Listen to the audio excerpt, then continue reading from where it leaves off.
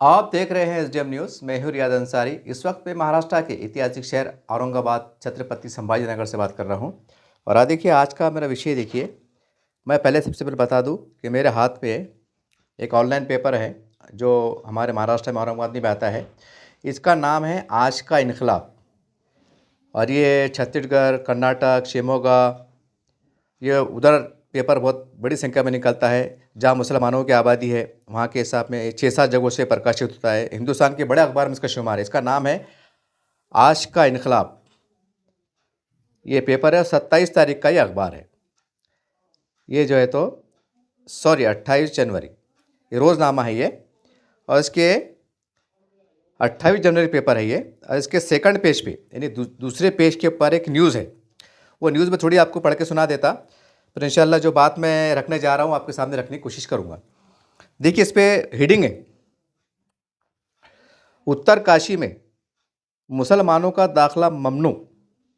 यानी उत्तर काशी हिंदुओं की मुक़द्दस जगह है। वहाँ पर उनके प्राचीन 150-200 साल पुराने मंदिर है, ऐतिहासिक। उसका एक परिसर होता है, 1 किलोमीटर 2 किलोमीटर जो भी है। तो वहाँ पर जो है तो मुसलमानों को जाने से मना किया जा रहा है। और वहाँ लिख के लगाया गया है कि ये परिसर में, मंदिर के परिसर में या जो भी उसका दायरा उन्होंने खींचा है, यहाँ पर कोई भी मुसलमान व्यक्ति इसके अंदर आ नहीं सकता। ये उसकी हेडिंग है। उसकी नीचे की जो हेडिंग है उसके नीचे लिखा हुआ है, गंगोत्तर मंदिर कमेटी का मुकम्मल पाबंदी का फैसला। एक मंदिर की कमेटी है, उसका नाम है गंगोत्तर मंदिर कमेटी का मुकम्मल पाबंदी का फैसला। मुसलमानों के अलावा ईसाई, पारसी पर भी दरवाजे बंद। यानी खाली मुसलमान नहीं, उसके अंदर ईसाई भी है और पारसी भी है, मतलब इनके लिए भी दरवाजे बंद रहेंगे। दिगर मजहबी मकामात पर भी पाबंदी का इम्कान। यानी कि उसमें ये लिखा हुआ है कि और भी जो हिंदू के अलग अलग मुकामात है वहाँ भी जो है तो अब मुसलमानों पर ये दो समाज को हम आने की पाबंदी रहेगी, इम्कान। और इसको लेकर कांग्रेस और जमीयत उलमा हिंद की मुखालिफत, फैसले को गैर आइनी करार दिया। और इसके अंदर जो एक काफ़ी बड़ी न्यूज़ है, आप आखिरी में पढ़ लीजिएगा, मैं उसको बता दूंगा इत्मीनान से। उसमें लिखा हुआ है कि वहाँ के एक रहने वाले बंदा है, उसका नाम है तस्दीक खान, वहाँ का मुसलमान है। उसने कहा है कि उन्हें इसकी मुखालिफत करते हुए कहा है कि वो गुज़िश्ता 10 सालों से रामलीला में, नाम है रामलीला में, उसका एरिया का नाम, परिसर का नाम है, जो भी हो सकता हो, रामलीला में भगवान राम की खिदमत करते हैं। और कोई भी शख्स धाम में आकर, यानी कि मंदिर में आकर या मंदिर के परिसर में आकर इसकी खिदमत से महरूम नहीं होना चाहिए। यानी कि मुसलमान का कहना है कि भाई, तो ये जो मुसलमान आना चाहता है, वो मंदिर की सेवा देना चाहता है या जो भी उसको है, उसका दिल में श्रद्धा है, तो उसको आना चाहिए और वो आ सकता है। और मुस्लिम बिरादरी में मुस्लिम बिरादरी और सियासी रहनुमा इस फैसले पर बरहम है, यानी कि नाराज़ है। कांग्रेस पार्टी के ज़िला सदर, उनका नाम है प्रदीप रावत, ने कहा है कि फ़ैसला आइन आर्टिकल 14 और 15 की खिलाफ वर्जी है, जो शहरियों को बराबरी और मजहबी की आज़ादी देता है। और आगे वो ये भी कहते हैं, उन्होंने कहा है, यानी कांग्रेस के सदर ने कहा है कि मुस्लिम ममालिक में हिंदू नौजवान बग़ैर किसी इम्तियाज़ के काम कर रहे हैं, जबकि यहाँ गैर हिंदुओं के लिए पाबंदी लगाई जा रही है। जमीयत उलमा हिंद के सरबराह मौलाना अरशद मदनी ने कहा, ये फ़ैसला भेदभाव और गैर आइनी है और मजहबी मकामात पर पाबंदी से रुझान को रोकने की ज़रूरत है। यह अरशद मदनी साहब ने कहा। और कांग्रेस के रुकन पार्लियामेंट इमरान मसूद, जो मुसलमान हैं, कांग्रेस के रुकन पार्लियामेंट इमरान मसूद ने कहा कि शहरियों की मजहबी आज़ादी पर सवाल उठाना गैर मुनासिब है और ये सिलसिला मुस्तकबिल में दीगर मजहबी शख्सियात की शिनाख्त पर भी सवाल उठाने तक जा सकता है। गंगोधर धाम के फैसले के बाद बद्रीनाथ केदारनाथ मंदिर कमेटी ने भी गैर हिंदुओं के दाखिले पर पाबंदी के इम्कान पर गौर शुरू कर दिया है। हुकूमती सतह पर हरिद्वार, ऋषिकेश में 105 घाटों में गैर हिंदुओं के दाखिले को महदूद करने का मंसूबा बनाया जा रहा है, जबकि रियासती हुकूमत उन्हें सनातन पुनीत शहर के तौर पर नामजद करने की तैयारी कर रही है। मंदिर कमेटी ने बताया कि जब गंगोधर धाम के दरवाजे खुलेंगे तो दाखिले पर वाज़े बैनर लगाए जाएंगे। अभी यहाँ मुसलमानों को ज़िम्मेदारों को बहुत ख़ास ये जुमले पर गौर कीजिए। इसमें क्या लिखा हुआ है कि जब गंगोधर धाम के दरवाजे खुलेंगे तो दाखिले पर वाज़े तौर पर बैनर लगाए जाएंगे, जिसमें बताया जाएगा कि गैर हिंदुओं का दाखिला मुकम्मल तौर से ममनू है। यानी कि यहाँ पर सिर्फ हिंदू आ सकते हैं, ईसाई नहीं आ सकते, पारसी, खासकर मुसलमान तो बिल्कुल ही नहीं आ सकते। इसके ऊपर ये ऐसा लिखा हुआ है। और मुस्लिम बिरादरी और जो भी है राजनीतिक लोग इसको जो है तो गैर कानूनी, गैर आइनी मान रहे हैं। जब ये मैंने ये न्यूज़ पढ़ा तो मुझे एक शॉकिंग हुई। और देखिए, ये न्यूज़ बनाने का मेरा मकसद ये है, इसमें दो मकसद है मेरे। क्योंकि हम जो भी मुसलमान देश में रहता है तो जाहिर सी बात है कि वो हमारे उलमाए की बड़ी ताज़ीम करता है, इकराम करता है, और इल्म दीन भी उनसे सीखता है। उलमा इकराम, मसाजिद के जो उलमा इकराम होते हैं, मौलवी हज़रात होते हैं, उनसे जो तो क़ायदा सीखता है, कुरान सीखता है, इस्लामी तालीमात सीखता है, शरीयत, तरीक़त, मारिफत, जो भी सिलसिला जो है तो उनसे हम सीखते हैं। आम तौर से मुसलमान इनसे सीखता है, वालिदैन भी सिखाते हैं, सारी बात है। तो इसके अंदर ये लिखा हुआ है कि भाई इसके अंदर कि मुसलमानों ने जो है तो नाराज़गी का इज़हार किया कि भाई ये गलत बात है। सऊदी अरब में जो है तो वहाँ के हिंदू तो बड़े मज़े में काम कर रहे हैं, यहाँ के हमारे भारत के हिंदू बड़े अच्छे से काम कर रहे हैं, उन्होंने तर्क दिया है। तो ये बात ज़रा कन्फ्यूज़न वाली बात है, क्योंकि जो सऊदी अरब में जहाँ जो हिंदू लोग काम कर रहे हैं, तो ज़ाहिर सी बात है पूरी दुनिया को मालूम है कि वो जो भी सर्कल आता है मदीना शरीफ का, मक्का शरीफ का, जो भी वो किलोमीटर है, वो 10, 12, 15 किलोमीटर जो भी है, जो साहब गए होंगे उनकी ज़्यादा मालूमात होंगी वो एक्चुअल में है कितने किलोमीटर। यानी कि मदीना शरीफ, मक्का शरीफ का जो सर्कल है, जो भी 10, 12 किलोमीटर का होगा वो, तो वो सर्कल के अंदर तुम नहीं आ सकते। मतलब वहाँ पर हिंदू नहीं आ सकता, बल्कि कोई भी कम्युनिटी का आदमी गैर, खाली मुसलमान छोड़ के वो जा नहीं सकता। तो जैसे इसमें कहा जा रहा है कि भाई वहाँ पर हिंदू लोग काम कर रहे हैं, तो जाहिर सी बात है वो मदीना के अंदर थोड़ी जाके काम कर रहे, मक्का में थोड़ी जाके काम कर रहे। उसका एक क्राइटेरिया है कि यहाँ तक जो है तो यहाँ पर आप जो भी हिंदू समाज के, अदर समाज के लोग हैं, वो नहीं आना चाहिए। बाकी आप पूरे भारत, पूरे सऊदी अरब में जो भी आपको काम धंधे करना है करो आप, जो भी आपका वो है। तो यहाँ भी जो है तो वही मामला है। अब जो ज़िले के अंदर ये मस्जिद, जो मंदिर है, तो वो ये तो नहीं बोलेगा भाई पूरे ज़िले के अंदर जो है तो अब मुसलमानों नहीं आना। उसका एक क्राइटेरिया है, 1 किलोमीटर, 2 किलोमीटर, जैसे उसमें बताया गया है कि भाई दरवाजे खुलेंगे। अब दरवाजे कहाँ से खुलेंगे? अब दरवाजे कुछ 5-6 किलोमीटर थोड़ी खुलेंगे। अब जो भी दरवाजे मंदिर के खुलेंगे तो जाहिर सी बात है आधा किलोमीटर, पाव किलोमीटर, इसका सर्कल होगा 100 बाय 100, 200 बाय 100, ऐसा कुछ तो सर्कल होगा। वो दरवाजे खुलेंगे तो उसके अंदर मुसलमानों ने नहीं आना। तो ये बात तो मुसलमानों के लिए कोई बुरी बात नहीं है, जैसा इसमें कहा गया। मैं बड़ा मोहतात होकर कह रहा हूँ बात, क्योंकि बड़ा नाजुक बात है, ये सेंसिटिव बात है बहुत। कि मेरे समझ में ये नहीं आया कि भाई ठीक है, आप मुसलमान इसका मुखालफत कर रहे, समझ में आता भाई कि वो उनकी कोई रोज़ी रोटी जुड़ी होंगी। कि हम देखते हैं हमारे, अगर औरंगाबाद में देखें तो कई मंदिर के बाहर जो तो मुसलमान जो तो नारियल बेचते, कुकू बेचते, कोई इतर की दुकान लगा के बेचता, हम देखते हैं बहुत सी जगहों पे कि मुसलमान भी कुछ ना कुछ धंधा पानी करते हैं मंदिरों के बाहर। तो समझ में आता उनकी रोज़ी रोटी का सवाल है कि बेचारे को अगर हकाल देंगे, वहाँ से निकाल देंगे, तो फिर वो नारियल कहाँ बेचेंगे? यानी कि मोटे जहन से बोल रहा मैं, बराबर। तो बात समझ में आती है कि दुकानदार ने बोला कि भाई उसकी रोज़ी रोज़गार का सवाल है। लेकिन एक जमीयत उलमा के एक ज़िम्मेदार की तरफ से, अरशद बंदी साहब की तरफ से, कि भाई ये मज़हबी आज़ादी 14-15 आर्टिकल के ख़िलाफ़ है, तो थोड़ा मेरे दिमाग के बाहर की बात जा रही है। अगर मैं गलत जा रहा हूँ तो मेरी गुजारिश है कि कमेंट के अंदर एक लंबा चौड़ा लेख लिख के जो है तो आप मेरी इस्लाह कर दीजिएगा। अगर मैं गलत कह रहा हूँ तो मैं अपने अल्फाज वापस ले लूँगा। लेकिन ये जब मैं बात पढ़ा तो मुझे बड़ी बेचैनी हुई, क्योंकि मौलाना अरशद बंदी साहब एक बड़ी बाअसर शख्सियत है, और अल्हम्दुलिल्लाह हमको फ़ख्र है कि हमारे 25 करोड़ की वो तर्जुमानी करते हैं, रहबरी करते हैं, हर अच्छे बुरे हालात में खड़े रहते हैं। तो उनके तरफ से बयान आना पेपर में, तो कहीं ना कहीं एक बड़ा अजीब गरीब, एक कन्फ्यूजन वाली बात है। क्योंकि भाई सवाल सीधी बात ये है, इस्लाम धर्म क्या इस्लाम धर्म में पूजा पाठ जायज़ है क्या? यहाँ तो लफड़े इतने बड़े हुए हैं कि कोई अगर दरगाह में जाता तो बोलते शिरक है, बिद्दत है, गोमड़ा है, तेकड़ा है। ये हमारे आपस के मुसलमानों का मसले है ये। तो एक बड़ा तबका जो है तो दरगाह में जाने को ममनू करार देता कि नहीं, वहाँ शिरक है, बिद्दत है, अल्लाह से मांगना चाहिए, वो खुद मोहताज है, नौज़बिल्लाह, जो भी जैसा भी मामला है वो सारी बातें, कोई ऐसी बात नहीं कि मैं को नई बात बता रहा मैं, ये बहुत पुरानी बात होगी।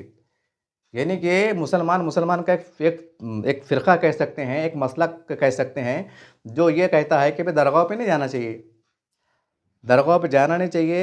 यहाँ पर बिल्कुल ये शिरनी उरनी, चादर वादर क्या ले आना, सब ये हराम है, शिरक है, बिद्दत है, ऐसा यहाँ तक के सुनने में आया है। अभी उलमा इकराम फैसला कर सकते हैं कि उसका मियार क्या होना चाहिए, ज़ियारतों का मियार क्या होना चाहिए, जाने का तरीका क्या होना चाहिए, हर एक इसकी भी गाइडलाइंस आ गई। कि हमें कोई इस तरह से जाना चाहिए कि भाई शिरक ना हो, कोई मुशरिकाना अमल ना हो, ये भी बात ज़ाहिर हो गई। मैं कहना ही चाहता हूँ कि यहाँ पर एक बड़ा मुसलमानों की आबादी जो है तो दरगाह में जाने को हराम समझती, बोलते वहाँ नहीं जाना चाहिए, वो गोमड़े है, वो जो है तो ऐसे है। और यहाँ पर ये बयान आ रहा है कि भाई वो मंदिर के वास्ते अगर कोई मंदिर की कमेटी वाले फैसला कर रहे हैं कि भाई यहाँ पर मुसलमान ने नहीं आना चाहिए। खैर पारसी ईसाई को छोड़ दो, हम उसके बारे में नहीं कहेंगे, उनकी अपनी कम्युनिटी है, वो उनका अपना मसला है, उनको अच्छा लगे बुरा लगे वो अपनी जगह है। लेकिन हम बतौर मुसलमान अगर वो कह रहे हैं कि भाई आपने नहीं आना चाहिए, तो इसमें मुसलमानों का नुकसान क्या है? और इसमें जो है तो आर्टिकल 13-14 की कौन सी जो है तो गैर कानूनी हो रही? अरे वो आर्टिकल 13-14 छोड़ दो, वो तो खैर संविधान का हिस्सा है। अरे लेकिन हमारा इस्लाम क्या बता रहा?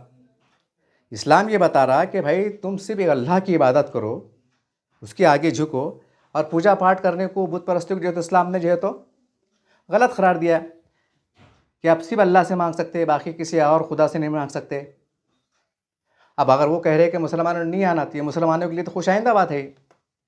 तो फिर आप मतलब मेरे जहन में क्या आ रहा है कि भाई ऐसा होना चाहिए क्या भाई कि मुसलमानों ने नमाज को भी आना, मस्जिद में भी आना, मंदिर में भी जाना, वहाँ भी नारियल मतलब फोड़ना, पूजा पाठ करना, मतलब यहाँ भी जाना, वहाँ भी जाना, दरगाह में भी जाना, टाइम पड़ा तो अल्लाह मुझे माफ़ करे वो चर्च में भी जाना।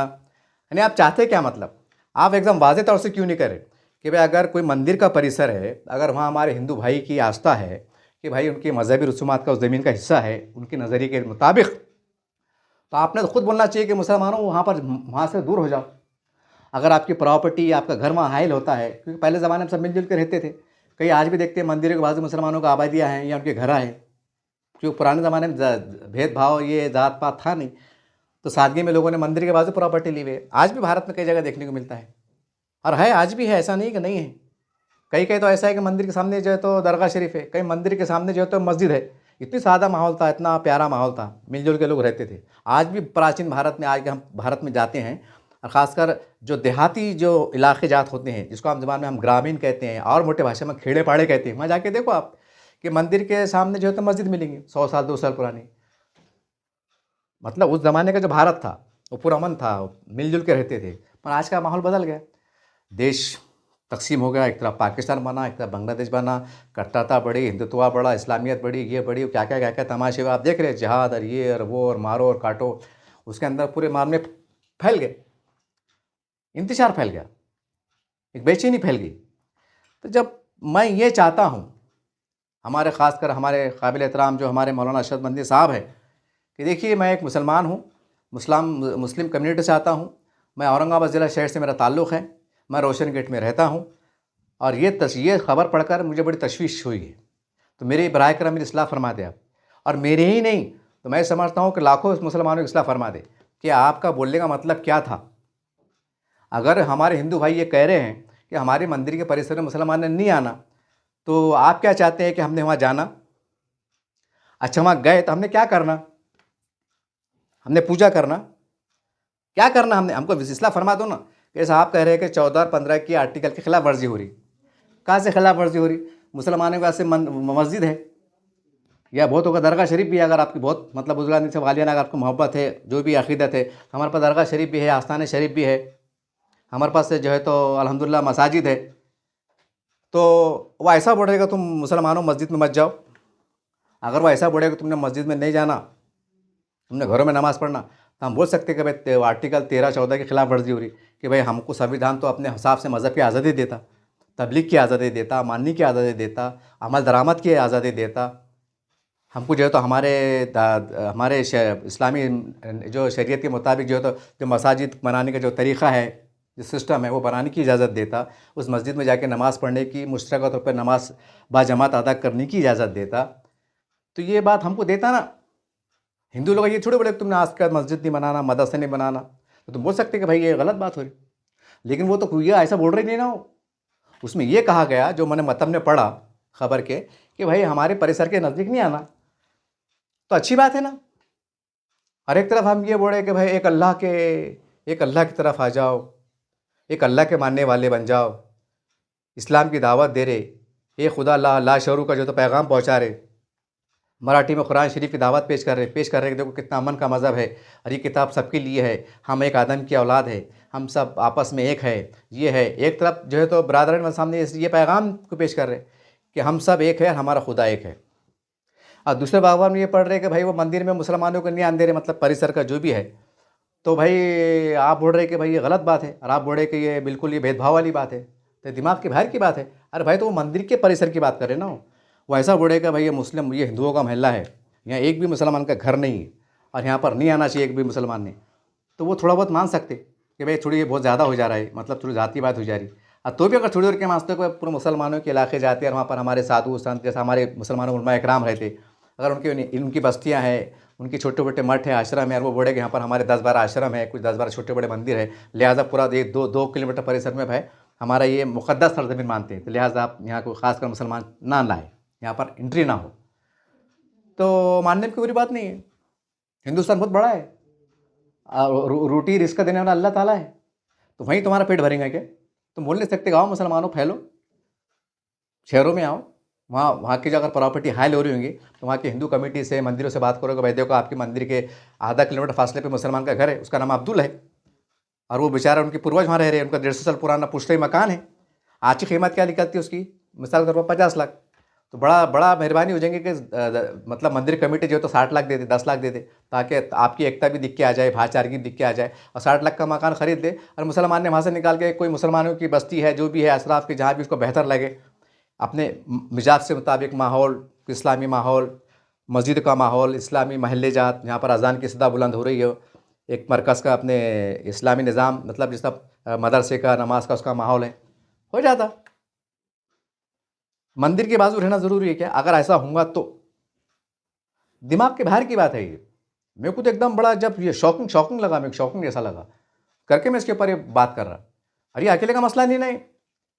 अब मैं मुसलमान है, अब मेरे को तो ये पढ़ के लग रहा कि मंदिर में भी जाना चाहिए, नौज़बिल्ला जाना अच्छी बात है, मतलब क्योंकि हमारे बड़े बोल रहे हैं ना कि भाई ये बराबर नहीं है। और एक मुसलमान वहाँ का इसका जिसका नाम बताया जा रहा, तस्दीक खान, पेपर के अंदर नाम है उसका, बाज़ाब्ता उन्हें कह रहा है कि भाई मैं रामलीला में जो है तो हम 10 साल से जो है तो भगवान राम की जो खिदमत कर रहे हैं।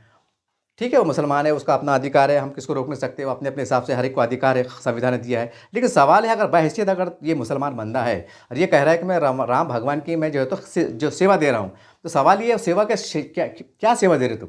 क्या रोज़ मतलब सुबह उठ के पूजा पाठ कर रहे? नहीं, वो सेवा बोले तो क्या मतलब मालूम होना ना सेवा क्या है। सेवा ये चूँगी कि भाई तुम्हारा कोई धंधा कारोबार होगा। अक्सर क्योंकि मैंने देखा, हम देखिए आज भी जो है तो मंदिरों के बाहर कई अगर फूल की मालाएं हैं तो कई मुस्लिम महिलाएं जो है तो मुस्लिम बुजुर्ग पुराने ज़माने के वो फूल की मालाएं बेचते, जब मंदिर के बाहर बेचते, चबूतरे पे बेचते, जहाँ भी उनका क्राइटेरिया रहता वहाँ रख के बेचते। और हमारे हिंदू भाई आस्था से उनसे मालाएँ खरीदते, और वो जो है तो ख़रीद के जो है तो मंदिरों में जो है तो मतलब जो भगवान के चरणों में चढ़ाते, जो भी उनका तरीक़ा रहता वो उस हिसाब से फूल को अर्पण करते। ये आम कल्चर है। तो सेवा का मतलब क्या है?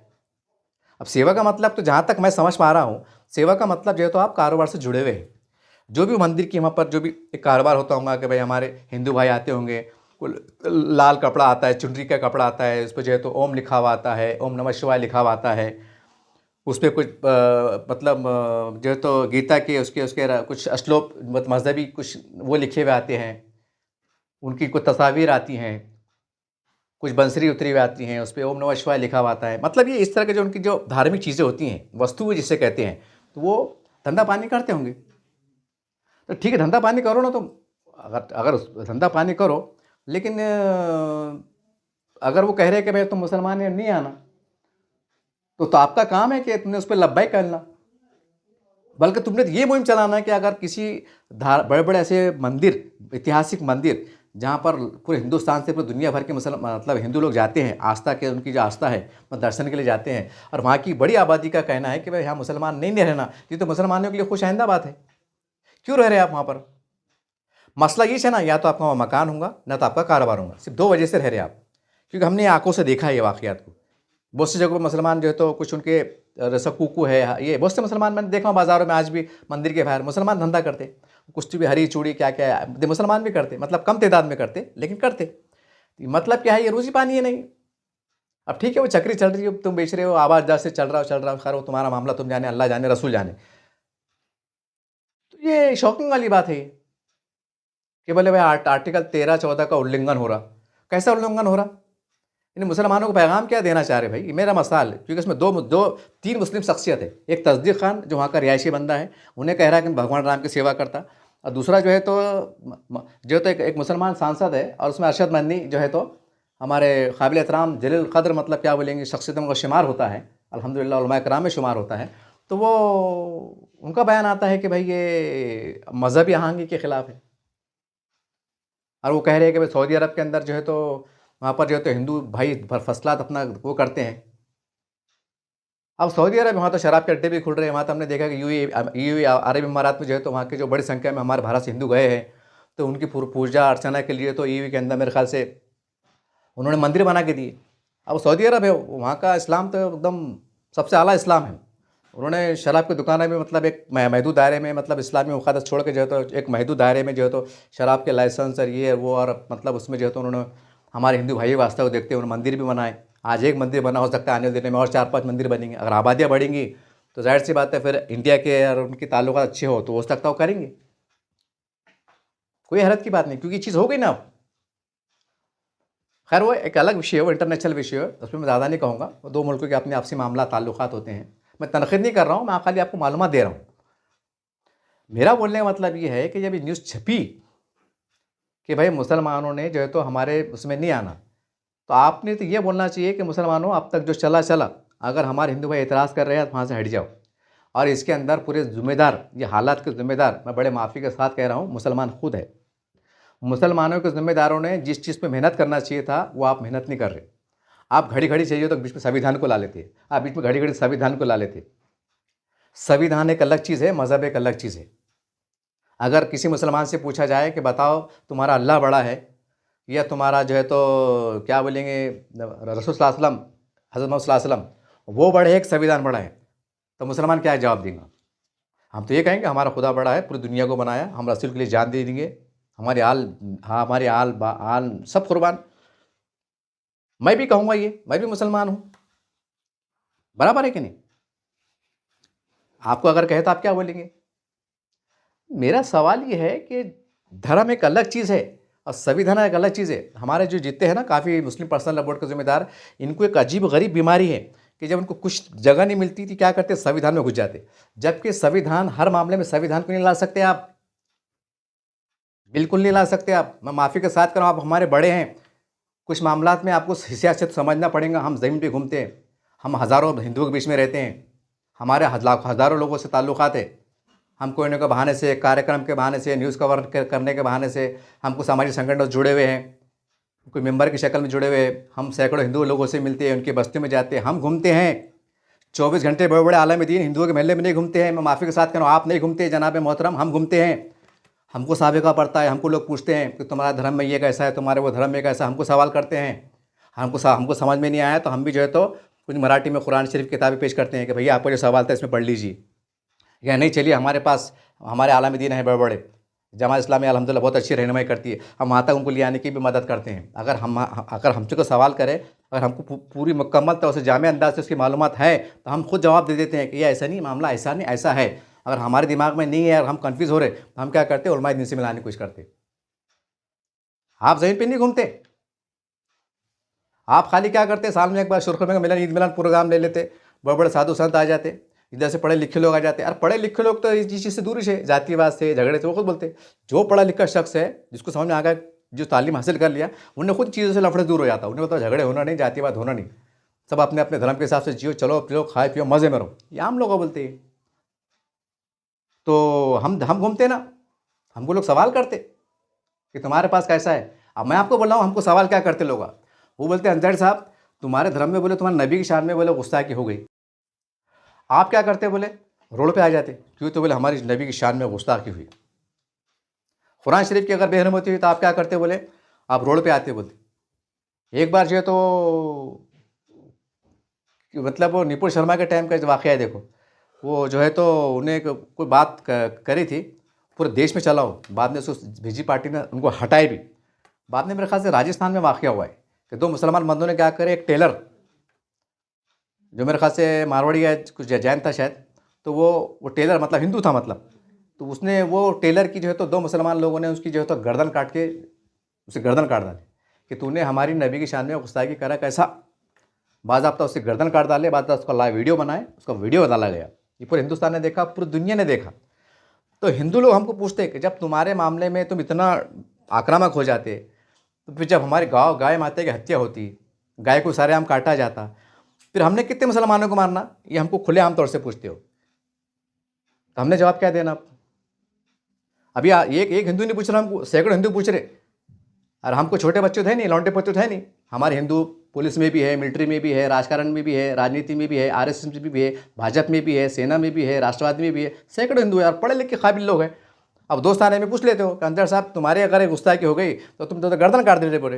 अब हमारी गाय माता की हत्या हो गई, अब जिन्हें काटा तो हमने भी उसकी गर्दन काटना है बोले, अब कि उसको टुकड़े टुकड़े करना बोले। ये हिंदू मेरे से सवाल करा, कई हिंदुओं ने, दोस्तों ने मेरे से सवाल करे, तो मैं इसका जवाब क्या दूँ? मैं मौलाना अरशद बंदी साहब से पूछना चाहता हूँ कि आम हिंदू हमको ऐसा पूछते हैं तो हमने क्या जवाब देना चाहिए? आप तो दिल्ली में बैठे हुए, हमने क्या जवाब देना? क्या बोलना है कि नहीं नहीं हमारे इस्लाम में जायज़ है, कि नहीं नहीं तुम मत खाओ हम खाते, ऐसा बोलना? कि नहीं हम सब ठीक कर रहे तुम झूठ बड़े, ऐसा बोलना? क्या जवाब देना हमने? तो मतलब हमारे जो मुस्लिम पर्सनल लॉ बोर्ड के जो जिम्मेदारान हैं, जो काबिल एहतराम है ना, कि जो बात से जो है तो नफरतें बढ़ रही, उसके ऊपर काम बिल्कुल नहीं हो रहा। और सोने पे सुहागा जो हमारे मुसलमान के लीडर है हिंदुस्तान में, 4-5 नीला माशाल्लाह, उन्होंने तो एक जिम्मेदारी उठाई हुई है। जब तक हम 25 करोड़ मुसलमानों का, एक एक मुसलमानों का गेड़ा गर्क नहीं करेंगे, उनको खबरों में नहीं सुला देंगे, अगर जिंदे है तो उन्होंने तबाही के हालत में रहना, उन्होंने जातिवादी का मार झेलते रहना, उन्होंने भीख को लग जाना। 10-12 मुसलमान के कोई ऐसे लीडर है अलग अलग अलग नाम से, जब उन्होंने कसम खा ली कि हम जो है तो आरएसएस बीजेपी का जो उनका मंशूर है, हिंदू राष्ट्र की स्थापना है, उसके अंदर हम जो है तो पर्दे के पीछे रह के उनकी मदद करेंगे और मुसलमानों को खपाने के धंधे करेंगे। वही छोड़ा उसके अंदर, मतलब एक तो हमारे उलमा इकराम जो है तो पूरी तरह से काम नहीं कर पा रहे, और उसमें जो है तो रहा ऐसा है, जो कसर है जो तो हमारे मुस्लिम लीडर पूरी कर दे रहे। तो उसमें हो रहा है कि आप दोनों की जो गलतियाँ सामने आ रही, तो हमारे 100 करोड़ हिंदू लोगों को जो तो गलत मैसेज चल जा रहा है। वो बोलते यार मुसलमान जहादी कौम है, ये जंगली कौम है, ये काटने मारने वाली कौम है, एक जंगजू कौम है। उनकी दिमाग में हमारी तस्वीर, हमारा तस्वुर, हमारा मंजर ऐसा गया कि आज वो भरोसा करने तैयार नहीं है। अब आप बोल रहे हैं कि जनाब आप बहुत हाई लेवल की बात कर दे रहे, आप तो हम पे सवाल खड़े कर रहे, आपको क्या समझता, आप तो पढ़े लिखे क्या?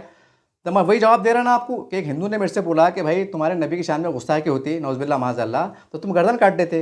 अब हमारी गाय माता को लोग तुम काट रहे, हज़ारों की तादाद में काट रहे, तो हमने कितने काटना फिर? अब तो हमने जवाब क्या देना? मुझे आप बोलिए, अगर ये सवाल अगर आपसे करे तो आप क्या जवाब देंगे? यही सवाल अगर कि हिंदू ने अगर अरशद बंदी साहब को सवाल करा तो आप क्या जवाब देंगे? ये बोलेंगे नहीं नहीं नहीं नहीं नहीं, संविधान में खाने पीने की आज़ादी है, तुम तुम्हारा काम करो, हम हमारा फर्स्ट क्लास काटेंगे, पीटेंगे, खाएंगे, उबालेंगे, फर्स्ट क्लास कबाब खाएंगे, ऐसा बोलेंगे।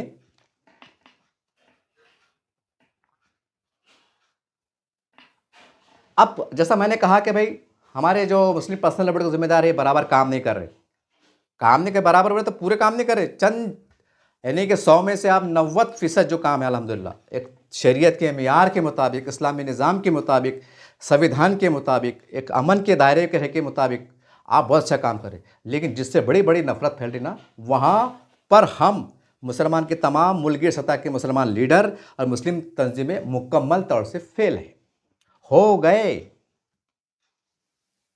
अब आप हैरान हो रहे होंगे, आप बोल रहे होंगे जनाब आप इतनी बड़ी बात कैसी कर रहे, हमने दुनिया देखे, कोई कहेंगे हमारे सफ़ेद बाल है, कोई कहेंगे काले बाल है, कोई कहेंगे हमने 4 दुबकाले ज़्यादा देख लिए। अरे हम उनके हिंदुओं के बीच में रह रहे ना, हम जो भुगत रहे, हम जो सुन रहे, हमको सुनने को मौका मिल रहा, तो उसको फेस कौन करेगा? बड़े बड़े उलमाए दीन करेंगे कि बड़े बड़े मुसलमान के नेता करेंगे? एक आम मुसलमान को जो फाइट करना पड़ रही, तो वो मुसलमान फाइट कर रहा ना, कि कोई मुसलमान का नेता के कर रहा कि फला लीडर फुल कर रहा, फला साहब आप दिल्ली में 1 घंटे शाम तक औरंगाबाद में आ जाओ, ज़रा एक हिंदू लोगों ने मुझे ऐसा ऐसा बोले, ज़रा आके जवाब दो। बोला तुम जवाब देते क्या? बोलो ना, तुम जवाब देते, हमको जवाब देना पड़ता। तो बोलने का मतलब क्या है, मैं आ जाता हूँ फिर ये तमाम तफसीलात छूते हुए मैंने इसलिए लाया आपको कि ये सवाल जो पैदा हुआ, अब मैं आ जा रहा हूँ असली मुद्दे के ट्रैक पे, कि मैं कहने का चाहता हूँ कि तुमने हिंदू मुसलमानों ने अपने हिंदू मंदिर के आसपास नहीं आना, जो भी सर्कल है उनका आधा किलोमीटर 1 किलोमीटर के मंदिरों में नहीं आना, जो भी है उनको मालूम है मुसलमान गोश्त खाते, ये गोश्त खाना छोड़ नहीं सकते, और ये जब गोश्त खाते तो हमारी पवित्रता भंग हो जाती। यह आम हिंदू को मानसिकता है, मानसिकता भी है और उनके नज़रिए के हिसाब से सही भी है, उनको दिख रहा। अब आज अगर तुम बड़े बड़े शहरों में जाके देखो, अगर आज औरंगाबाद की कोई मिसाल ले लो, तो कई गोश्त की दुकानें खुली है। ठीक है, उनको लाइसेंस मिला हुआ है, उनको कानून कायदे चला रहे हो, कोई लीगल नहीं चला रहे, बात अपनी जगह दुरुस्त है। मगर मैंने कहा ना कि कुछ बातें संविधान से बढ़कर है। हर बात में आप संविधान को नहीं ला सकते कि हमको खाने की, पीने की, रहने की आज़ादी है। अगर गाय महीष के अंदर उनकी अगर आस्था है कि हमारे भगवान है, तो फिर क्या आप क्या बोलेंगे? हम नहीं मानते बोलेंगे? अरे भाई, जब वो तुमको इजाज़त दे रहे, जो भी उनका क्राइटेरिया रहता, जो भी मेडिकल सर्टिफिकेट रहता जानवर का, जो भी है जैसा भी रहता, तो तुम एक बंद कमरों में, घरों के अंदर नहीं उसको कर सकते? रोडों पे दुकान लगाना ज़रूरी है। लाखों हिंदुआ जा रहे, उनकी नज़र पड़ रही, वो नज़र पड़ रही तो अपने महल्ले में जाके बोलते हो, अरे यार मैं इधर गया था, मैं उधर गया था, और क्या 4-5 दुकानें खुली दिखी, इच्छा आयला मनी। फिर वो मराठी में गालियाँ गलौज बोलती होंगे ना। जब उनके धर्म का अपमान हो रहा तो तुमको आई लव यू बोल के बात करेंगे क्या? अगर हमारे नबी के शान में गुस्ताही करा, तो रामगिरी महाराज ने करे, वो क्या क्या करे, तो हम क्या आई लव बोले थे क्या? ऐसा बोले थे क्या? आदरणीय, पूजनीय, ऐसा बोले थे क्या? गाली गलौज रफ टाइम बात कर रहे थे, अरे तुरे बोले थे? क्यों ना हमारे नबी के शान में गुस्ताही करा कैसा? अभी हमारे पास दुकानें खुली दिखेंगे और हिंदू भाई अपने घरों में जाएंगे, महलों में जाएंगे, तो वो तो डिस्कस कैसे करेंगे? ऐसा करेंगे, हाँ कितना अच्छा नज़ारा था, मैं मुसलमान के महल्ले में गया, क्या प्यारे मुसलमान नहाया है, क्या अच्छा हमारे धर्म का वो हो रहा, ऐसा बोलेंगे वो? रफ एंड टफ में गाली गलौज से बात होंगी ना। ये हमारी गलतियाँ है। यानी वो इजाज़त दे रहे, ठीक है, वो इजाज़त क्यों दे रहे कि कानून संविधान का भी पालन करे। इतना बड़ा दिल करके वो इजाज़त दे रहे, तुमको लेसन बना के दे रहे, तुमको क्राइटेरिया के अंदर दे रहे। अब तुम्हारा क्या काम है कि उसको बंद कमरों में इसका करके तुम करो? पहले ज़माने में ऐसा रहता था नहीं, पहले ज़माने में हालांकि तालीमी थी, कुछ नहीं था, इतनी नहीं थी, तो लोग जो है तो बंद कमरों में दूर जाके मतलब ऐसी जगह बेचते थे कि किसी की नज़र नहीं पड़ती थी। और हमने हमारे बड़ों सुना, मुझे इस वाक़े से वीडियो ज़रा बड़ा हो जाएगा, बर्दाश्त कर लो। हमको नानी का वाक़या याद आ रहा है। नानी हमारे सुनाते थे, मुग़लों का अपने निज़ाम सरकार का दौर था, आखिरी दौर था, और हमारे नाना जो है तो ऐसा समझ चलो कि 150-200 के जो गाँव थे, उसके सरदार, उसके मोटे अल्फाज में क्या बोलेंगे आज के ज़माने में, तहसीलदार। हमारे सगे नाना तहसीलदार, और उनको ऐसी जगह ड्यूटी मिली थी भोकरदन जाफराबाद तरफ कि जहाँ पर पूरे मतलब ऐसा समझ चलो कि 40-50 हज़ार हिंदू घर, और उसमें सिर्फ 2 घर मुसलमान के, उसमें एक हमारा नाना का घर, जो मोटे अल्फाज में तहसीलदार साहब। और निज़ाम का ज़माना, और उनके साथ बंदूक गालिब रहते थे, वो घोड़े पे आते थे, करते, बहुत पुरानी बात है वो। हमारे नानी हमको वाक़या सुनाते थे, तो वो बोलते थे, और हमारे वालदा ने बोले कि हमारे वालदा ने हमको क्या बोले कि बेटा, बोले हमारे बचपन में हमारे माँ के घर में ऐसा था कि 40,000 की आबादी थी, और हमारे बाप यानी कि तहसीलदार थे, बंदूकधारी निज़ाम सरकार के घोड़े थे, लेकिन हम गोश्त इस्तेमाल नहीं करते थे। हम जो तो बकरे का गोश्त, मुर्गी का इस्तेमाल करते थे, और अगर दिल बोलता था तो हफ्ते में एक बार बाज़ार भरता था, तो हमारे पास 2-4 हिंदू नौकर काम करते थे, तो हिंदू नौकर को घोड़ा देते थे, और पूरे गांव में मशहूर था कि इनका गोश्त, इनका तरकारी जो तो हिंदू लाता, तो वो उसके हाथ से गोश्त मंगाते थे। और वो भी काय का मंगाते थे? बकरे का मंगाते थे, क्योंकि रोज़ बकरे थोड़ी काटेंगे भाई हफ्ते में एक बार जो है तो 2-3 किलो मंगा लेते थे, और पूरे गाँव को मालूम था कि बकरे गोश्त लाते, और इनका जो तो गोश्त लाने वाला जो ये है तो हिंदू है, मतलब जो भी है वो, और जो वहाँ बेचा जाता था वो मुसलमान थे। तो वो रात के अंधेरे में लाते थे, 3 बजे रात को घोड़े पे जाते थे, और फजर की नमाज़ पहले आ भी जाते थे, और जो भी तरीक़ा रहता था फजर की नमाज़ सब अदा करते थे, तिलावत करते थे, और वो फिर सालन बनता था। तो हमारे अम्मा, मेरे वालदा जिनका इंतकाल हो गया, वो बोलते थे कि हमारे नानी का यानी ऐसा सिस्टम था, नाना नानी का, कि जो हड्डियाँ निकलती थी बकरे की, तो एक बड़ा बाड़ा था पीछे, तो ज़मीन के अंदर हाथ भर गड्ढा खोदते थे और वो हड्डी गाड़ देते थे। वो हड्डी को जो है तो बाहर नहीं फेंकते थे उखड़ले पे, जिसको हम बोलते उखड़ले नहीं, बाहर फेंक देते जा। तो हमारे वालदा पूछते थे, हमने पूछे एक बार, कैसा क्यों करते थे? आप वो तो तहसीलदार थे, निज़ाम का दौर था, अपनी हुकूमत थी, हम हिंदू डरते थे क्या? कैसा था कि हमको मार डालेंगे अगर मालूम पड़ा तो? वो बोलते थे, नहीं बेटा, हमारे पास बम्बन मराठे, इनको इतना तुम्हारे नाना को इतना मानते थे, पैर छूते थे, आदाब करते थे, नमस्ते करते थे, यहाँ तक कि हमारे घर के सामने माड़ी थी बोले, तो कोई हिंदू गुजारते थे, बम्बन गुजारते थे, तो वो दरगाह नहीं, कि बस्ते लोग ऐसा करते थे देवस्थान समझ के, तो इतना एहतराम करते थे कि वो माड़ी को जो तो सीढ़ी को ऐसे यूँ करके जाते थे बोले, इतनी इज्जत करते थे बोले। तो हमारे बाप का कहना था, यानी हमारे वालदा क्या बोले, हमारे बाप का यानी हमारा नाना कहना था कि जो कौम हम पे इतना भरोसा कर रही, हमको इतना आस्था की निगाह से देख रही, हमको इतना बड़ा सम्मान दे रही, तो अगर वो हड्डी अगर हम बाहर फेंक देंगे और किसी हिंदू को और मराठी को ये लगे कि कहीं यार ये मस्तान साहब ने जो है तो कहीं वो हमारे गाय भैंस का गोश्त ने खाए, कहीं उनका दिल ना दुखे।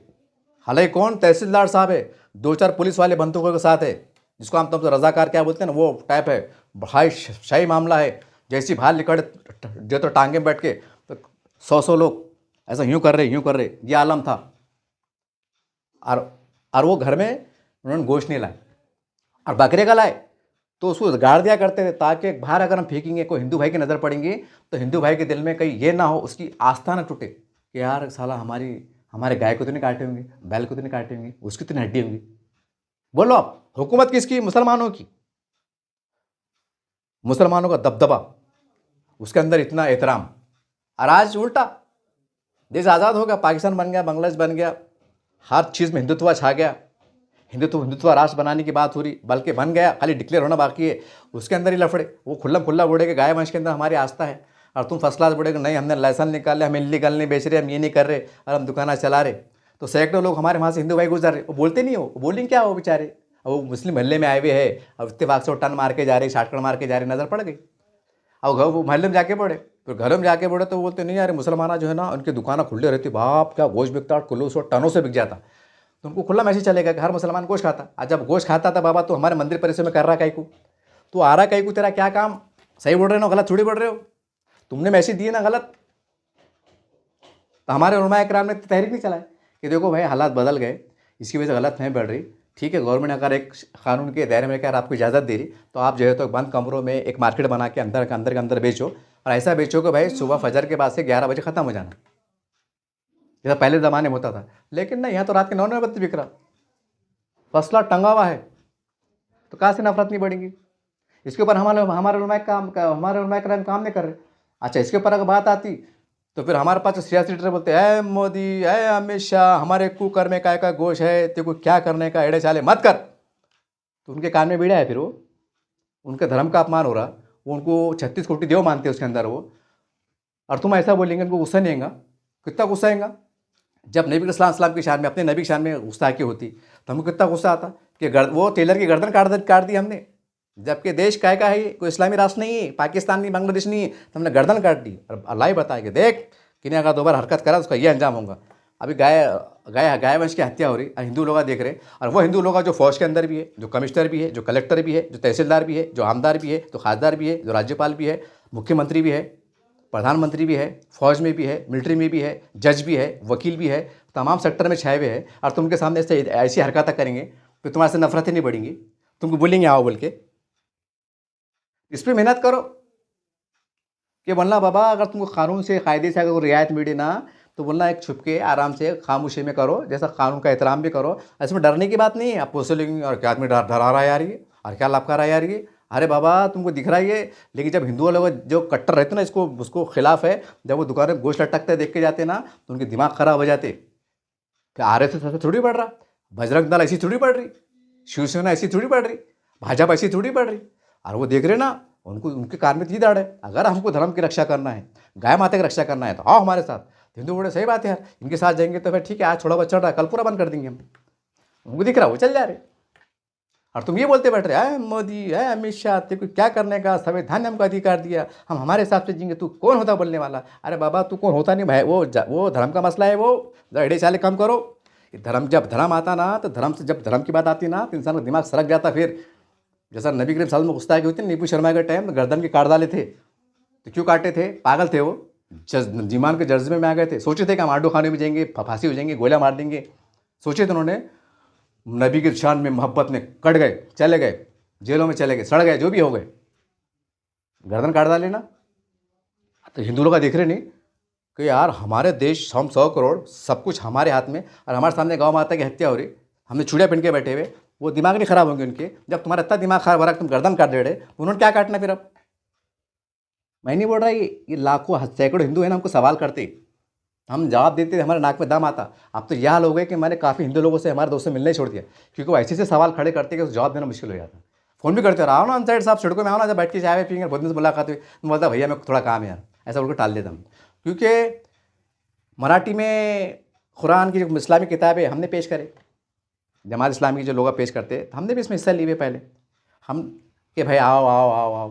अब उनको मराठी में कुरान दिए, मराठी में किताबें दी, उसको बोले इस्लाम धर्म ये है, इस्लाम में ये है, इस्लाम में ये है। अब उन्होंने इसकी स्टडी कर लिए कि वो कुरान की रोशनी में सवाल कर रहे हैं अपने को। अब हमने क्या जवाब देना? सवाल तो कुरान की रोशनी में कर रहे ना हो।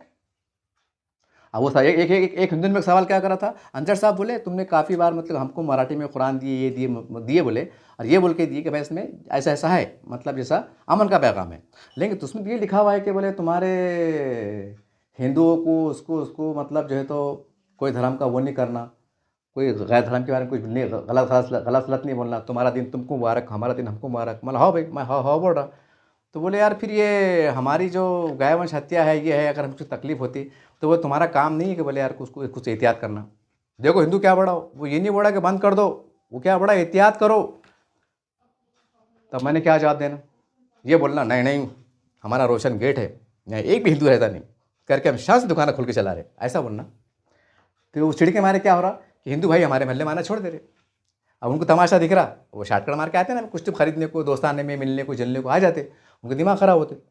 जब वो बोलते यार आप यहाँ गए तो किसका उपास रहता, किसका कुछ रहता, किसका कुछ रहता, उनकी भक्ति भंग हो जाती, उनके दिमाग खराब हो जाते। फिर वो घर को जाके फिर वो जो भी उनका नहाते धोते क्या करते, जो भी उनका तरीका रहता, फिर उनका दिमाग खराब हो जाते। अब जिसकी भक्ति भंग हो रही, अब वो रह रहा पुलिस में पिया है, ACP police commissioner, assistant police commissioner, उनकी नज़र पड़ रही, और वो गाय माता के इनमें आस्था है, और वो जब रोड पे निकले उनकी नज़र पड़ रही। अब ACP साहब ने क्या करना?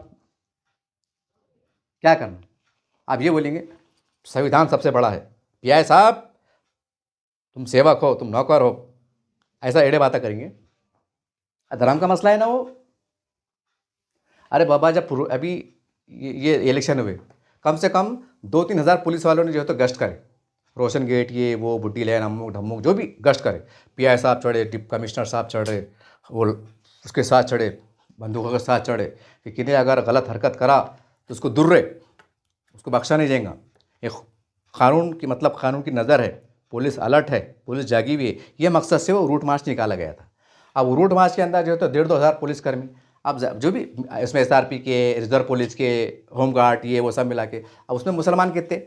अगर फ़र्ज़ करो 2 हज़ार पुलिस का मार्च निकला हुआ है तो उसमें मुसलमान कितने होंगे?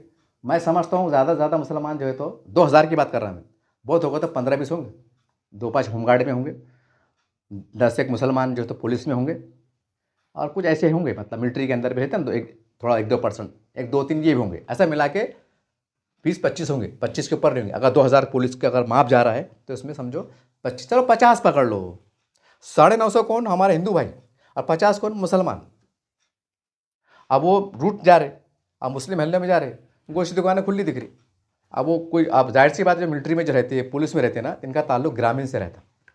स्टडी करो आप, 65% जो है तो हमारा देश की आबादी ग्रामीण में बसती है, जिसको आम ज़बान में हम खेड़े पाड़े कहते हैं। और ये ग्रामीण के बच्चे, ये मराठा के बच्चे, बम्बन के बच्चे, दलित समाज के हमारे बच्चे या जो भी है समाज के बच्चे, ये जंगलों में रहने वाले रहते, ये मजबूत रहते, इनकी फिटनेस भी अच्छी रहती, ये एग्ज़ाम देते, मराठी मीडियम के रहते, मराठी फर्स्ट क्लास रहती, उसकी बिना पर उनका सिलेक्शन भी हो जाता फिटनेस के हिसाब से, कानून के दायरे में रहकर। ये बच्चे ग्रामीण के रहते, और ग्रामीण के अंदर जो है तो हिंदुत्व का बहुत गहरा पालन किया जाता, जो सिटी में कम देखने को मिलता, लेकिन ग्रामीण के अंदर, देहातों में हमारा हिंदू जो है ना बहुत ग्रामीण करता, और वो समाज के अंदर पले बच्चे रहते। अब जो हिंदू समाज का बच्चा जो बचपन से देख रहा है कि मैं रोज़ गाय की पूजा कर रहा, मैं ऐसा कर रहा, मंदिर को जा रहा, खेड़े में रह रहा, मतलब वो, अरे एक बच्चा नहीं, लाखों सैकड़ों बच्चे, अरे ये बच्चे पुलिस में जा रहे, ये बच्चे मिलिट्री में जा रहे, ये बच्चे जो तो वकील बन रहे, ये बच्चे जज भी बन रहे, ये जो तो बच्चे सब मतलब समझ जाओ तुम हर क्षेत्र में जा रहे। अच्छा वो शहर में तरक्की डेवलपमेंट हो रही, और वो पुलिस ही गर्दर मतलब बंदूक लेके जाए तो अब चलो औरंगाबाद की ड्यूटी मिली, आज मोर्चा है, वो जो तो रूट मार्च है, अब किसका उपास है, किसका क्या है, वो जैसे ही जा रहे, और बाप रे गोश्त की दुकान।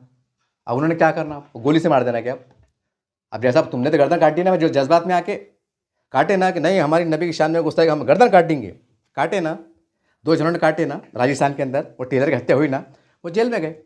तो फिर एक आधी पुलिस वाले का दिमाग खराब हो जाना, दर्द गोलियाँ मार देना, और उन्हें बयान देना कि भाई मैं एक कट्टर हिंदू है, मेरे सामने गौ मास की हत्या मैंने देख बर्दाश्त नहीं कर सकता, भले मेरी नौकरी चल जाए, भले मेरे को फांसी दे दो, और अल्लाह ना करे और ऐसी घटना हो जाए तो फिर तुम क्या करेंगे? उसको गैर कानूनी इक़दाम करार देंगे कि पुलिस की गलती करार देंगे, तुम क्या करेंगे? क्या उसके मज़हब पे आज़ादी करार देंगे कि मुसलमानों पर जुल्म अत्याचार देंगे? तुम क्या करेंगे? ये सवाल मामूली नहीं साहब, ये मैं खड़े कर रहा ना, तुम ये मत समझो कि मैं एक नया शोशा पैदा कर रहा। ये सैकड़ों लोगों के सवाल है, हम 8-10 साल से भुगत रहे करके मैं आज बोलने पे मजबूर हो गया। मैं पागल है क्या? लेकिन तुम बोलेंगे ईडी का मत लेंगे, तुम बोलेंगे बिल्ली आंखें बंद कर दूध पी रही है, हमको कोई देख रहा नहीं। ये धंधे बंद करना पड़ेंगे हम को। अगर हज़ारों मुसलमानों को नफरत की आग से बचाना है, जातिवाद की आग से बचाना है, और इससे बचाना है कि इससे माल मत खरीदो, ये मुसलमान है, ये गाय खाते, गोश्त खाते, इनको फ्लैटा मत दो, इनसे व्यवहार मत करो, ये माहौल से अगर हमको बचाना है तो सबसे पहले हमको गाय वंश के बारे में गौर फिक्र करना पड़ेगा इंडिया लेवल के ऊपर। और उसके जो पहले ज़माने में रास्ते थे कि रात के अंधेरे में जो भी कानून से कायदे से काम होती तो वो हिसाब से काम करना चलेगा। यानी किसने ये नहीं बोलना कि यार, कोई हिंदू ने ये नहीं बोलना कि यार मुसलमान के मोहल्ले में हमने कई बार गए लेकिन साला एक भी कोई सी दुकान नहीं दिखी, तो क्यों माल ख़राब होगा? अब यहाँ फसाद लटका रहे और वो देख रहे तो मोहल्ले में जाके बोल रहे। अब कमिश्नर साहब है और वो कट्टर समझो ब्राह्मण है, मतलब वो रोज़ सुबह समझो पूजा करके आ रहे, गाय की पूजा करके घर में मंदिर का छोटा सा मंदिर आ रहे, और वो इत्तेफाक से भाई कोई मुस्लिम मोहल्ले में लफड़ा हो गया, बड़ा लफड़ा हो गया, एक आदमी की हत्या हो गई, मतलब मर्डर हो गया। पुलिस खोज जा रहा, साहब वो ऐसा ऐसा हो गया। कमिश्नर साहब बोला ठीक है मैं आता। अब आते आते हमको 2-3 गोशी दुकानें खुली दिख गई, और वो बेचारे पूजा पाठ करके बाहर निकले हो। अब वो कमिश्नर साहब ने क्या करना अब? अरे वो भी तो हिंदू है ना भाई, उनका भी धर्म है। ठीक है, कमिश्नर से क्या हुआ, उनका धर्म है क्या नहीं? अगर वो हिंदू है, गाय पे उनकी आस्था है, वो रोज़ पूजा पाठ करते हैं, और वो जैसे ही निकले कि चलो यार क्या लफड़ा हो देखने को जाएंगे, उनको तो गोश्त की दुकान खुली दिख रही और उनको नज़र पड़ रही, तो अब उनका दिल क्या बोलेंगे? सच्ची बोला, अपने दिल पे याद रखें, उनका दिल क्या बोलेगा? अब उन्होंने क्या करना भाई, जैसा तुमको तुम्हारा धर्म प्यारा है, तुमको तुमका धर्म प्यारा है ना, अच्छा वो धर्म प्यारा है, वो लोगों को प्यारा है जिसकी मेजॉरिटी है, जिनके हाथ में पूरा रिमोट कंट्रोल है। वो चाहे तो 24 घंटे में कुछ भी कानून बना के पास करा सकते, इतना रिमोट कंट्रोल है। फिर भी संविधान का ये मान रहे हैं, उनको एहतराम कर रहे हैं, संविधान छेड़छाड़ नहीं कर रहे, ज़्यादा कुछ नहीं कर रहे, मतलब थोड़ा बहुत चल रहा है इक्का दुक्का। तो उसके अंदर अगर हम अपने आप के गिरेबान में झांके नहीं देखेंगे और माहौल ख़राब क्यों हो रहा, अपनी तो गलती क्या हो रही है उसकी इस्लाह करने की कोशिश नहीं करेंगे, और बस सीना तान के रहेंगे कि हम आर पार की लड़ाई करेंगे, कि हम तू रहेंगे कि हम रहेंगे, तो बाबा अपन है कितने 25 करोड़ है ना अपन, और हमारा 100 करोड़ हिंदू भाई है ना। और फिर ये भी बोलते कि हमको वतन से मोहब्बत, हमको हमारा ईमान का हिस्सा है, तो खाली वतन से मोहब्बत करते, जिसकी अक्सरियत मेजॉरिटी है उसके जज्बात का एहतराम नहीं करते। अब वो खुला थोड़ी बोलेंगे अरे यार अकेले में करो ना, तुम अकेले में क्या करना है करो, अकेले में खाओ पियो। अब वो वैसा ऐसा मुँह से बोलेंगे क्या? अब वो शॉर्टकट ढूंढे ना हो कि भाई देखो कानून का एहतराम करो, कानून के गाइडलाइंस का पालन करो, तो क्यों घरों में मतलब कोई मार्केट बना के नहीं बेच सकते कि किसी की नज़र ना पड़े?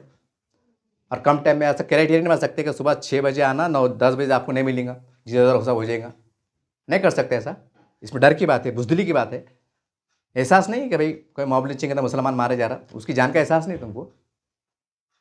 और दूसरे तो हम ये भी देखते, चरस, गांजा, अफीम छुपके से बिकता। औरंगाबाद में जाके देखो कई देशी दारू की दुकान, पर्दे लगे हुए, पर्दे, दीवार उठी हुई है, पर्दे लगे हुए, हमने कई बार जाके देखे हुए, क्योंकि हम रिपोर्टर, हमको हर जगह जाना पड़ता, हमने देखे। तो मैंने देख के हैरान करा, मतलब पर्दे क्यों लगाए? नहीं बोले वो लगाते, बोले एक बाहर आदमी खड़ा था, मतलब पर्दे क्यों लगाए?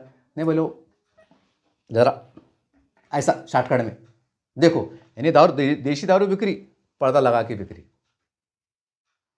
क्यों? अगर रोड पे टेबल लेके बेचे, शरबत की गाड़ी की जैसा नहीं कि शरबत बिकती है ऐसा, बर्फ़ का गोला बिकता, ये लो भाई 20वें गिलास 25वें गिलास, तो क्या मुसलमानों का कुछ भंग हो रहा है क्या? किसी का धर्म नष्ट हो रहा है क्या? एक मिसाल बता रहा मैं आपको, ठीक है इस्लाम में हराम है, सारी बात सही है, लेकिन वो दारू अगर खुले में खुला बिक रही है और मुसलमान की नज़र पड़ रही, तो क्या हो रहा है? मतलब हाँ, हमारा नुकसान क्या हो रहा है? ठीक है, हमें हुक्म दिया गया है कि बुराई से रोको करो, जो भी हम कर सकते करेंगे, वो अलग शक्ल है, लेकिन अगर ऐसा खुल्ला दारू बिकी तो हमारा कौन सा ऐसा वो हो रहा, मतलब इस्लाम के हिसाब से ऐसा क्या हो रहा? मतलब जो चीज़ हराम है और जो चीज़ से देखने से कोई असला किसका बड़ा नुकसान नहीं है, सिवाय बुराई के, उसके जो भी वो अलग शक्ल है, तो वो जो है तो पर्दे में बिक्री, चरस गांजा, और किन्हें अगर रोड पे अगर बेचा है थोड़ी देर के वास्ते, एक एग्जांपल में दे रहा, तो किसके धर्म का अपमान हो जा रहा है? अरे बाप रे, चरस की गांजे की पूरी दिख गई, और अब बाप रे जाके नहाना पड़ता, रोजा टूट गया मेरा, अब जाके नहाना पड़ता क्योंकि चरस की पूरी देख लिया हमारे बिकते हुए। ऐसा है क्या? मतलब जिसके अंदर धर्म का वो नहीं है, वो चोरी छुपे बिक रहा, रात के अंधेरे में बिक रहा, वो अलग बात है, कानून से कार्रवाई होती है। लेकिन मैं आपको ये बताना चाह रहा, कि चोरी छिपे बिक रहा, और जिसके अंदर करोड़ों हमारे हिंदू भाई की आस्था है, वो बड़े हमारे भगवान है, हमारे देव है, हमारे ये है, हमारे वो है, और हम बोले कि नहीं नहीं नहीं वो सब बराबर है, लेकिन हम बिल्कुल बिल्कुल हमको आज़ादी है करके वो संविधान के पीछे पड़ गए। तुम बार बार क्या बोलते हैं, मोदी तू कौन होता, ये बाबा साहब के संविधान ने हमको अधिकार दिया है, यानी कि तुमको गुस्सा ला रहे हिंदू को गुस्सा ला रहे। वो बोल रहे यार ये ऐसा तेरे को आज़ादी मिली हुई है, संविधान में लिखा हुआ है, ठीक है बेटे ठीक है, ज़रा साल 2 साल निकलन दे। अब हम हमारा बहुमत बढ़ाते, पार्लियामेंट में बढ़ाते, लोकसभा में बढ़ाते, विधानसभा में बढ़ाते, और तुम्हारा ऐसा बांध काम करते कि जो तुम बोले ना संविधान में लिखा हुआ है, सबसे पहले वही हटा देते कानून की चौकट में रहकर, है ना। यानी कि तुम प्यार से नहीं मान रहे, हम तुमसे दोस्ती का हाथ बढ़ा रहे, मिलके रहना चाह रहे, तुम बड़े नहीं तू कौन होता, संविधान है, ऐसा तुमका दिमाग सिर्फ संविधान पे जा रहा कि यार ये एड़े लोग है, ये मानने वाले नहीं, ये इनको समझ में नहीं आ रहा कि संविधान एक अलग चीज़ है, धार्मिक अलग चीज़ है, इसको ज़्यादा मिक्सअप मत करो। लेकिन हम एड़े चाले कर रहे, ये मान रहे नहीं। ठीक है, एक काम करेंगे, सारा मामला कहाँ के टिक संविधान पे आके टिक रहा ना, ठीक है, अब यहीं बांध काम कर देंगे, अब कानून की चौकट में रहकर, फिर आप कहाँ जाएंगे, फिर ये लाइसेंस ये फैशन सब कैंसिल होंगे, हर चीज़ कैंसिल होंगी। फिर तुम क्या करेंगे, फिर किसको बोलेंगे तुम, है मोदी तेरे बाप का हिंदुस्तान नहीं, फिर डायलेक्ट तुम डायलेक्ट मारने काबिल भी रहेंगे नहीं। ये मैं क्यों बड़ा मालूम क्या, क्योंकि हम सैकड़ों लोगों से मैं मिलता हूँ, मेरी शिवसेना से, भाजपा से, इवन RSS के जो लोग जुड़े हुए रहते हैं ना, क्योंकि हम कॉलेज स्कूल पढ़े हुए, मराठी मीडियम, मतलब जो भी है हमारा ताल्लुकात थे, आज भी ताल्लुकात है, तो वो खुल के बोलते, और उनको मालूम है कि अंसारी जो है तो खुले मिजाज का आदमी है करके मेरे सामने बहुत सी बातें खुल के बोलते, तो उससे मुझे अंदाज़ा लगता कि उनके दिल में, उनके दिमाग में जो दूरियां बढ़ रही है, जो नफ़रत का माहौल गर्मा है, इसकी रीज़न क्या है। ये है सबसे बड़ा रीज़न। जो मैंने बात शुरू करा था ना कि मंदिरों में क्यों नहीं आने दे रहे, गरीब में क्यों नहीं आने दे रहे, ये है रीज़न। तो हमको ये बताना पड़ेगा कि पूरे हिंदुस्तान में कहीं भी गोश्त खुले में बिकता नहीं है। अब बिकता है कि नहीं बिकता है वो भी पता नहीं है, न किसी ने गोश्त की दुकान खुलते हुए देखा, न बंद होते हुए देखा, न खरीदते देखा। जब तक ऐसे माहौल बनाने में कामयाब नहीं होंगे, और जो कानून की जो क्राइटेरिया है, जब तक हम उससे कहीं ज़्यादा गुना हम उसका आदर सम्मान करने वाले नहीं बनेंगे, ये काम बढ़ेगा। अरे बढ़ गए, अब तो इतना बढ़ गया कि वापसी मुश्किल है। लेकिन बोलते हैं ना कि भाई अभी थोड़ा हालात नहीं काबू में है, अगर हम उसको काबू में कर लेते हैं तो हो सकता है कि बहुत बड़ा जो आगे बेइंतहा जो माहौल ख़राब होने वाला है, हम उससे बच सकते हैं। और फिर मैं आ जाता हूँ असली मुद्दे की तरफ, जहाँ से मैंने वीडियो शुरू किया था कि भाई मंदिरों में आना बोले ये उसके ख़िलाफ़ है। तो मैं बड़ा अदब एहतराम से हमारे मौलाना अरशद मंदिर साहब से गुजारिश करूँगा, जमीयत उलमा के जो गुजारिश करूँगा कि आप इसकी वजाहत फरमा दें। मैं एक मुसलमान हूँ और आप हमारे बड़े आलम दीन में शुमार होते हैं, आप उलमाए मतलब आपका बड़ा मर्तबा है, तो ज़रा वजाहत फरमा दें क्या मतलब जिसमें लिखा गया है कि भाई ये मज़हबी आज़ादी पे हमला है। तो सवाल ये है, तो मस्जिद मुसलमान तो नमाज़ पढ़ने मस्जिद में जाएगा, वो मंदिर में कर रहा क्या। सवाल ये आपका बोलने का मतलब क्या था, सिर्फ की वजाहत फरमा दें आप मेरे को, ताकि हम मुसलमान हैं, हम भी जो है तो अब जब आपका वजाहत हो जाएंगे तो हमारी गलतफहमी दूर हो जाएंगी। क्योंकि मेरे को जो मतन मैंने पढ़ा अखबार के अंदर, तो उसके अंदर मेरे को ये समझ में आ रहा कि भाई मंदिरों में जाने में मतलब कोई मामला नहीं है, और जबकि आप आलम दीन है, आप इस्लाम की तबलीग कर रहे हैं, इस्लाम में जो है तो बुत परस्ती ये परस्ती ये सब सख्त मनाहियत है। तो सवाल ये है कि मुसलमान मंदिर में कर रहा क्या। आप तुम बोलेंगे जनाब वो बाहर कुकू बेच रहा, नारियल बेच रहा, तो उसके अंदर ही भरा हुआ है क्या, सब उसके अंदर तुम्हारा रिस्क है क्या। अच्छा मुसलमान की औलाद है, एक अल्लाह पे रसूल पे यकीन है, धंधा बदली करो, मुसलमान महल्ले में आ जाओ, प्रॉपर्टी तो बेच डालो, अपनी आखिरत देखो ना बाबा कि दुनिया बड़ी है कि आखिरत बड़ी है, ईमान बड़ा है कि दुनिया बड़ी है, इसे बचाना पड़ेगा ना। अगर हमारी हिकमत से वहाँ सब अगर हम एक दो अगर कुछ एक आदि मुसलमान के घर होंगे भी, और बेच के अगर मुसलमान महल्ले में आ जा रहे तो शर से बच जा रहे। अब खुदा ना खास्ता कल को अल्लाह ना करे अब उनके दिल में तो शरारत है, जो मुट्ठी भर लोग हैं, तो अब उन्होंने क्या करे, कल को जो है तो गाय वंश के माता का एक गोश्त का टुकड़ा फेंक दिए मंदिर के परिसर में।